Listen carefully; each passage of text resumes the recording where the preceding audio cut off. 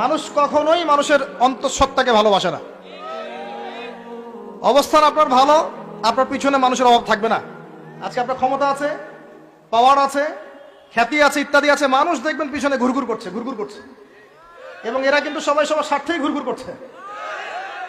এর বাইরে আল্লাহ পাক কিছু মানুষের মনে আল্লাহর পক্ষ থেকে মহব্বত দেন, এটা আলাদা বিষয়। আপনি মানুষকে সন্তুষ্ট করতে পারবেন না। পরিবার, বাবা মা, ছেলে মেয়ে, বউ বাচ্চা, কাউকে সন্তুষ্ট করতে পারবেন না। 100% আপনি কাউকে সন্তুষ্ট করতে পারবেন না।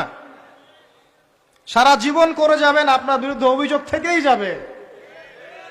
শুধু আল্লাহ রাব্বুল আলামিন অপেক্ষা করে বসে আছেন, আপনি কখন তওবা করে তার দিকে ফিরে আসবেন। দেন আল্লাহ পাক আপনাকে মাফ করে দিবেন ইনশাআল্লাহ। আল্লাহ পাক বলেছেন, শোনেন, ইল্লা মান তাবা, যে অনেক গুনাহ করেছে, শিরক করেছে, জিনা করেছে, মদ খেয়েছে, বেদাত করেছে, হারাম খেয়েছে, আল্লাহ পাকের অবাধ্য হয়েছে, নামাজ পড়ে নাই, যাকাত দেয় না, ইত্যাদি ইত্যাদি অনেক অন্যায় করেছে, একদিন তওবা করে ফিরে এসেছে। আল্লাহ পাক বলছেন ইল্লা মান তাবা, যে ব্যক্তি তওবা করে ফিরে আসলো, ওয়া আমানা, এবং ঈমান নিয়ে আসলো, ওয়া আমিলা আমালান সালিহান, এবং এখন থেকে সতামল করা শুরু করলো, হোক সে নারী বা পুরুষ, যে কেউ, যে কোনো বয়সের, যে কোনো বর্ণের, যে কোনো ভাষার, যে কোনো দেশের, এগুলো কিচ্ছু যায় আসে না আল্লাহ পাকের। ইন্নাল্লাহা লা ইয়ানজুরু ইলা আজসামিকুম ওয়ালা ইলা সুওয়ারিকুম ওয়ালাকিন ইয়ানজুরু ইলা কুলুবিকুম ওয়া আমালিকুম। আল্লাহ পাক শুধু কলব দেখেন, আমল দেখেন, রক্ত মাংস বর্ণ এগুলো দেখেন না। আল্লাহ পাক ফিরে এসেছে, আমল, ঈমান এনেছে, আমল সালেহ করেছে।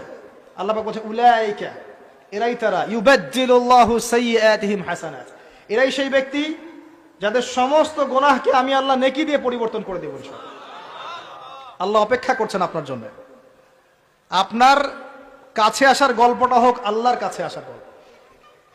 এই জেনার কাছে আসার গল্প দিয়ে কোনো লাভ নাই।